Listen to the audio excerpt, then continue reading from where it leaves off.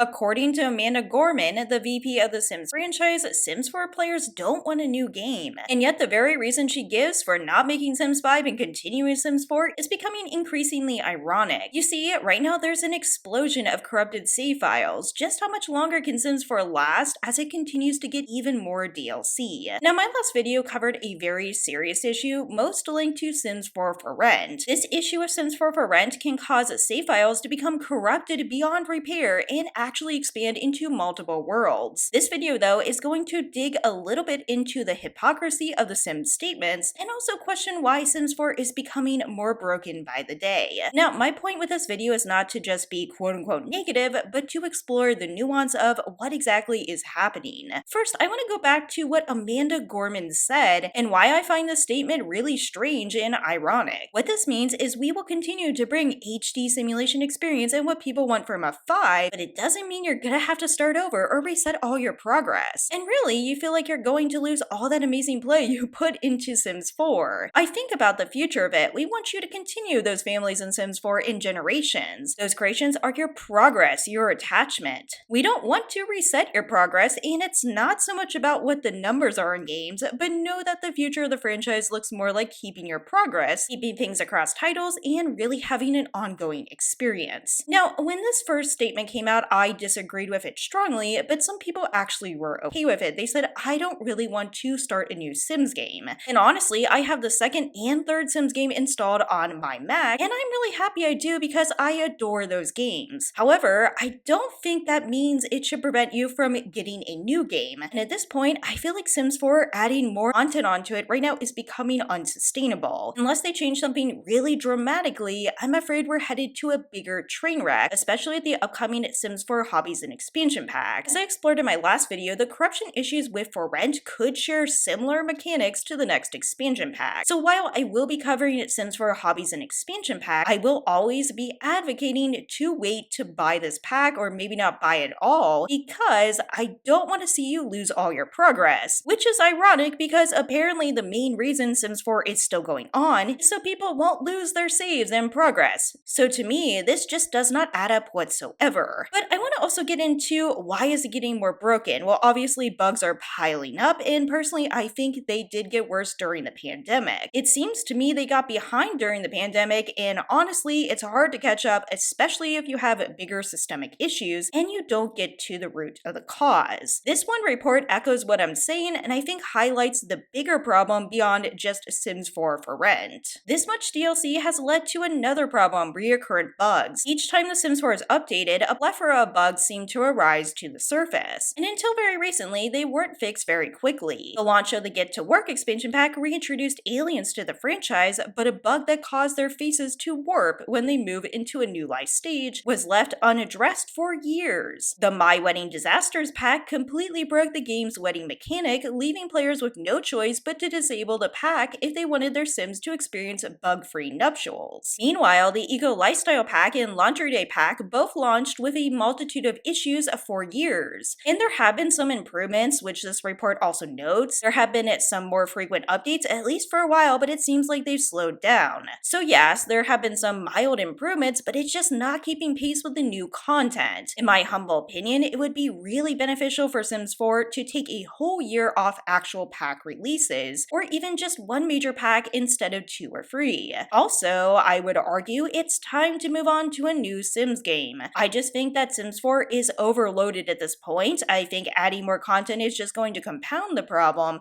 and there are so many possibilities with a new game engine. We could start fresh with new mechanics, we could have more in the base game foundation, but I don't really feel very optimistic about Project Renee. Now, I also, though, think it's important to discuss quality assurance because a lot of times people say, well, the people on the bug team simply aren't doing anything. Honestly, I think management is the bigger issue in pushing out content when it is not actually feasible. As we will see here, it's very important that there is a streamlined pipeline for quality assurance. When you pitch a pack, you have to come up with the idea, the pitch, the first prototype, budgeting, and planning. But where I think we're really falling to the wayside is the post-production. Here is where you have testing, and you also have, of course, release and distribution. Now, it's impossible to know exactly what is going on behind the scenes in Sims 4. I imagine it's not very pretty, to be frank. There are a couple theories as to what could be happening happening in games that are just really seen so broken. Now, I do plan to maybe do a part 2 if you are interested, but I just want to go through a few possibilities of what I think is happening to Sims 4 and why it just gets worse. Number one, a problem is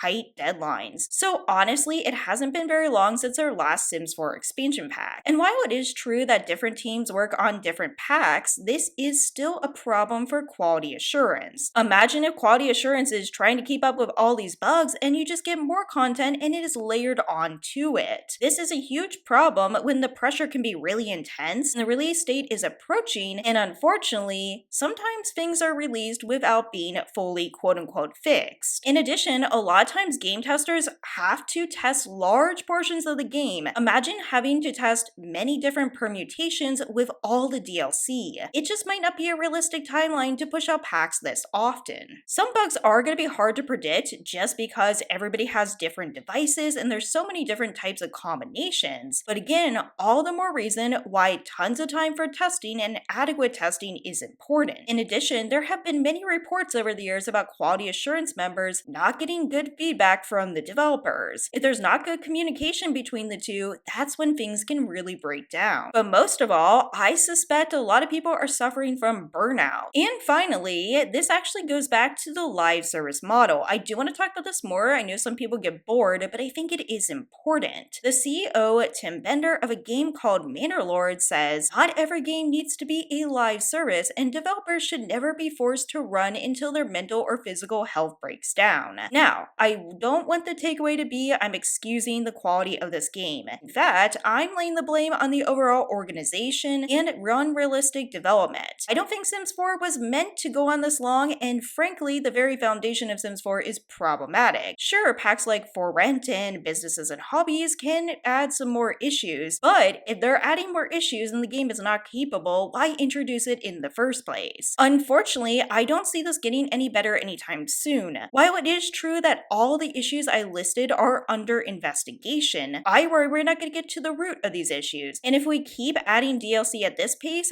I don't know what Sims 4 is going to look like in 5 years or even 10 years. Again, the main reason they say they're not moving on from Sims 4 is so we do not lose our progress. This is silly. People are losing their progress every single day. So I say it's time to change course, make a new Sims game, and actually take a chance on innovation. So let's hope I'm wrong and the Hobbies and Businesses expansion pack is better, but I am not that hopeful. In short, I want the Sims franchise to improve, but adding on a similar system when another system like it is very broken is not the best move. Let me know what you think in the comments below. As always, take care and I'll see you in the next video.